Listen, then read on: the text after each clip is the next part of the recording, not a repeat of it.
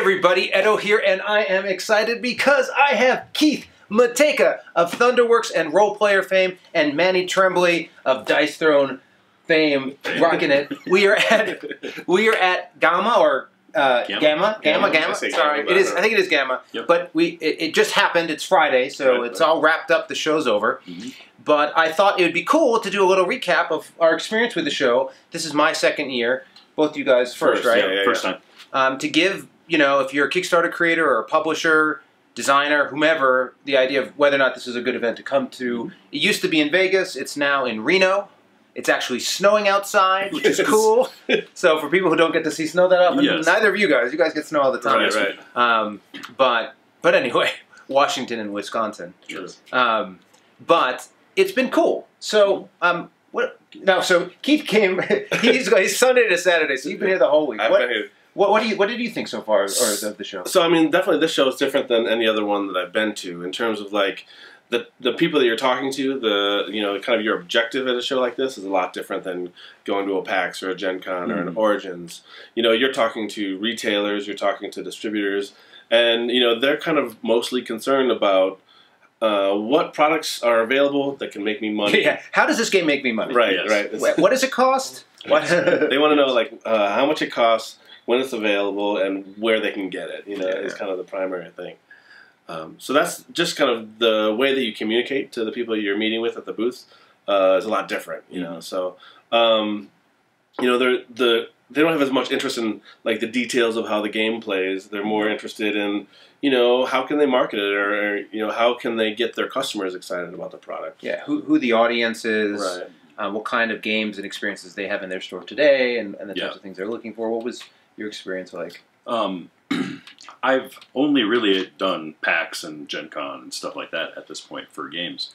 And so in my brain, I came here with like, all right, this is going to be high intensity. I need to be on. I need to do demos. I need to really, I'm going to go.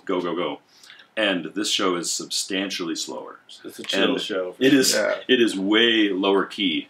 And once I kind of embraced that, I actually found I really enjoyed it. It was more social. I spent more time talking to industry people than I've ever done at PAX or Gen Con. Yeah, there's no customers, right? There's no consumers. There's the retailer as customer, but not just gamers. And one of the big benefits is just you do a lot of networking. You run into people in the industry that or you meet a lot of new people doing either similar things, or there's just kind of like meeting people and building relationships is a big part of the show. Yeah, for sure. You're seeing everyone you have the retailer segment, but then you have most publishers, the distributors. There's some designers who are mingling around. Certainly, if you're willing to go through the hassle and the expense to get here, being a member and coming to this con to demo one of your games, you certainly can get people's time, right? This is one where everyone has a lot more time. So if you're like, hey, I got this game to show you, they're certainly receptive to that. But I only think there was maybe 4 or 5 people doing that, maybe a few more. I did seminars all day, Monday and Tuesday. And I actually found that to be really interesting, to listen to, like, John Zinzer, I think, the head of AEG, and Scott Gata of Renegade. Listening to those guys talk about their experience was pretty sweet. And that's worth mentioning. So, for those who don't know, there's the first 2 days of the convention, or the trade show, really, are seminars. And these are really focused on industry, retailing, distribution, growing the business, how to engage customers. It's very marketing, very industry focused. It's not like how to be a great designer or how to run a Kickstarter, right? It's really focused on that. Yeah. And then the exhibit hall, which by far is my favorite exhibit hall in certain ways, because the hours are 1 to 6, right? Yeah. So if you're used to running at a con, you're used to having to get up early, get to your booth, and then it's like 9 or 10 a.m. to 6. Right? Yes. Not counting gaming and things after, but it's just this really long day. You have a meal in the middle. And it's just a lot to manage. Where in contrast, since the show floor is just 1 to 6, you come in, you're standing there, retailers, the overall traffic's way lower, and you're interacting and talking, and it's just way more relaxed. So that's and you're kind of talking to each person for a much longer period of time. Yeah, for sure. There's time to just hang out and chat and kind of have longer, more in-depth conversations than at kind of the more just sales-focused conventions, in which you're like, here's the game, check it out, do you want to buy? And no, thanks, talk to you later. You just interact with less people and you talk to them much longer. People felt really focused. like in that 5-hour block, the retailers are like, I'm going to each booth. I want to know. Like they come to the booth and be like, my customers say they want this. Tell me about it. Right. Help me understand what I need to know, what I need to, like when I go back, if I want to demo this game, if I want to teach people, like help me understand. Oh, and there's this huge win because when you're talking to, you know, like with Herbaceous, talking to somebody about it, and they're like, oh, this is really great. I should go order 12 for my store right now. Like, that's awesome, right? Like, it's not like buying one. They're buying for an entire store. And the places, you know, they can just walk over to the distributors who have their sheets ready, and they're like, this, you know, they're taking orders on, it's sort of like the stock market. They're like, da-da-da-da-da, and they're taking it down. So I agree that it's very different. Also, sort of like some European conventions, as I understand, though I haven't been to many of them, but also like a toy fair, it's all business, right? So there isn't that much gaming happening around the convention. There's a little here and there, people playing, but nothing like you would see at a Gen Con or an Origins where there's like dedicated gaming and events. There's some like demos for retailers, but those aren't even full games. They're just like, here's my game. It's like an extended play session. And so you just end up, everyone's talking business and opportunity and how things are changing more than like, hey, let's play this game. It's definitely more like about education than about having fun. I think for people that are kind of sitting down and playing those games and looking at them, they're trying to find out more about them, more than just like, hey, let's sit down and have a good time. Right. And, you know, it's interesting thinking about whether or not it's something worth doing. So if you are a designer, unless you're, you know, you live in Reno or somewhere local, I don't know, it seems like a long trip to take, but certainly you see a lot of people meet and greet. If you're media, there is some approved media guys that can walk around, I think, and do things. It's a little bit more restricted, but there's certainly a lot of the typical folks. You see most of the bigger named reviewers here, I think, walking around, checking out stuff. If you're a Kickstarter creator and you are looking for distribution, it might be a good opportunity because you're getting everyone in the same place and you're going to meet them face to face. I think it's going to be a little bit of an uphill battle because distributors are more interested in that moment of selling what they have than necessarily picking up. But certainly if you want to shake, like, those guys bring their entire team. Like this is the show where all of GTS is there or PhD or ACD, you know, they're in full. So I think that might be of consideration. They have the most shirts. Like when you're looking around that convention, like the ACD shirts and the PhD shirts and the GTS shirts, like that's the army of people. They're you know they're the ones that touch the retailers the most, right?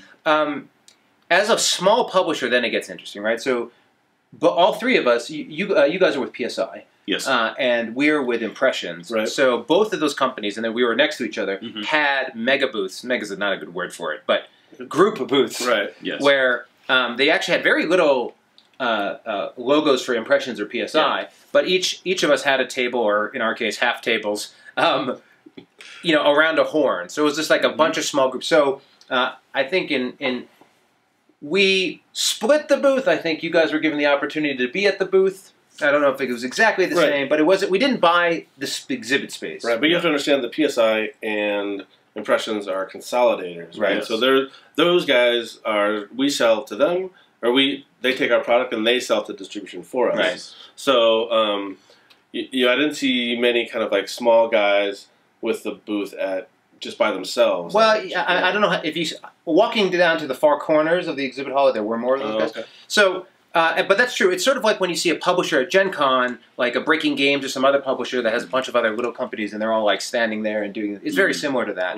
But I think you probably on your own, if you got a small booth, it'd probably cost you $1,000 to $2,000 to do this event. I think it's $1,200 is what I think. Yeah, but then with all in, it's like a $2,000 probably investment, unless you're like a local. If you want to include the hotel and airfare, it might be more than that. But yeah, it's not cheap. It's not cheap, but it's also not exorbitant. I mean, it's an investment. Right. If you have just finished your Kickstarter, or if you don't have anything anywhere near retail, I would say don't do it. Right. Yeah. Last year, Herbaceous had just hit the market and it was selling through its first run, so that was a great opportunity for me to talk to people and get that product sold for the rest of the way. And then I did a whole nother print run. And it was really key for me to decide. I went big on my second Herbaceous print run. And it was that event where I was like, no, I think people want this. It's getting a lot of attention. And then this year, I have Herbaceous, which is still in stock, and then Sunset Over Water and Legendary Creatures coming in. So there, the product is coming in, existing, and having a connection with retailers. So it was sort of a discount trip because it was part of Impressions. But I think if I was looking at next year and I was like, should I do a booth on my own? I might consider the small booth, maybe. Yeah, I actually had the same thought. This year was one game that's out of stock, and then promoting the next game. Those are no fun conversations either. They're like, "Hey, how come I can't get this?" And I'm like, "Because you didn't pre-order it." And it was great, but it was still great to have the interaction with retailers. But realizing by next year there will be 2 versions, or Season 1, Season 2, and then Season 3 will have started. So there might actually warrant that space, that 10 by 10. I mean, my experience was. It was nice because people would see Role Player and they'd be like, "Oh man, I've been having a hard time getting that in stock." I'd be like, "It's actually back in stock right now. You should go order some." Because I saw that like 30 times. Right. People, when are we going to get this? And he's like, "It's there. It's there. Go order some." Right, because it just came back in stock in retail like last week or whatever.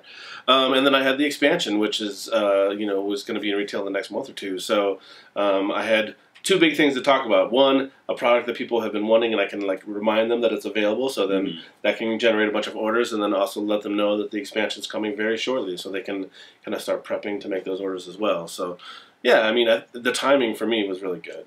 And you were able to run down a few people that owed you invoices. That's true. Yeah, so that was kind of nice. So some of my retailer, the Kickstarter backer retailer level, there was a couple people that still, there's a handful of people that still need to kind of pay their invoices, and I actually ran into a couple of them, and we resolved it right there, which was a nice bonus. Nice. And then but you also since you're in the sponsor tier, you were able to do some of the events I didn't do, which were retailers all in a room, and you got 5 minutes or 7 minutes or whatever they gave you to tell them about what you have and what's coming and get them excited. So Impressions had a couple blocks of times where they had presentations where they divided it up amongst some of the I don't know, not select, but some of the higher paying clients. And then they had 8 minutes to kind of present in front of retailers in kind of a small conference room about all the new stuff that's coming up, So I got to be, in the spotlight for a second on the stage and talk about, who Thunderworks Games is and the stuff we've done in the past and the stuff that's coming up. And that generated people coming and finding me in the exhibit hall. They're like, "Hey, I saw your presentation yesterday. I wanted to see, I want to get my hands on this or take a closer look at something." So that was a cool opportunity for sure. And you had the opportunity to do some big retailer pitches, PSI had an event, basically, or I don't know, they were part of an event Monday night, Wednesday night, and Thursday night. So I had a table Wednesday that I probably talked to 40 retailers that evening. And then Wednesday night, I opted out, but I still hung around and talked to people. And then Thursday night, I had a table for demoing as well. Right. And so each one of those, I was having the retailers coming back multiple times to learn more and play more and try to understand. So it was nice to have that kind of dedicated time that, it helped on Thursday that PSI was providing drinks and snacks. Right. So that brought quite a few people into the room. Yeah, I think, to sort of wrap it up, one of the key takeaways is there is a deluge. There is a ton of product. Yeah. Someone from GTS, I believe, was saying that they had 60 listings, new listings a month or something crazy. I don't think that's what she said, but either way, you could just walk around the convention and see the volume of product. And companies aren't bringing this game this month. It's these 5 games this month or whatever. And you can't really sense it when you're just a creator or a gamer, but retailers are really just buyers who are individuals, who are people who can only consume so much information. They don't have some grand way of figuring out these games. They look at the game. So when there's this volume, again, I stress it. I just saw it with Herbaceous and Sunset. That leap from there was this game last year, it did really well for you, and then there's this other game that's the same profile, same price point, same audience. They're like, oh, okay, well, I've ordered from you guys in the past. I've had that. Looking at the list and that knowing what to order is such a big deal that this event is really valuable for that. Yeah, right. It allows your product to stand out a little bit, and the retailers are going to be ordering stuff that they're familiar with, and they can't become familiar with everything. And hopefully, at this show, you get a chance to get familiarize them with your titles. Yeah, right.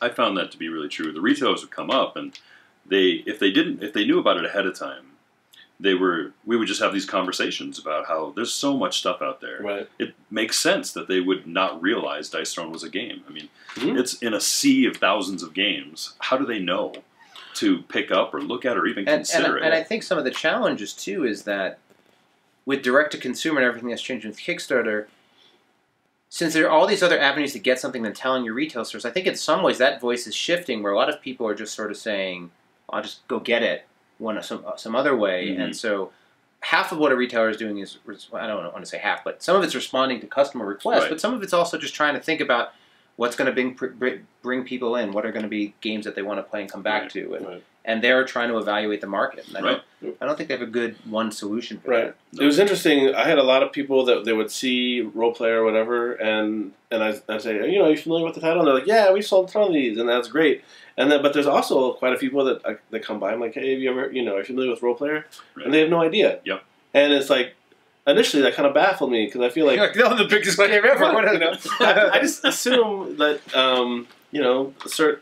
once you've kind of sold enough copies or penetrated enough into the market that people just kind of know about it, but that's not true. That's totally not true. So there's kind of no end to the opportunities for education about your products. And as soon as you think everybody, most people know about your game, that they clearly don't, right? So that was very eye-opening, and it's kind of fun to talk about a title that's been doing well to somebody that's not familiar with it, and be like, oh, no, interesting, and then they get excited about it, so that's fun. Right, I had the same experience. Yeah.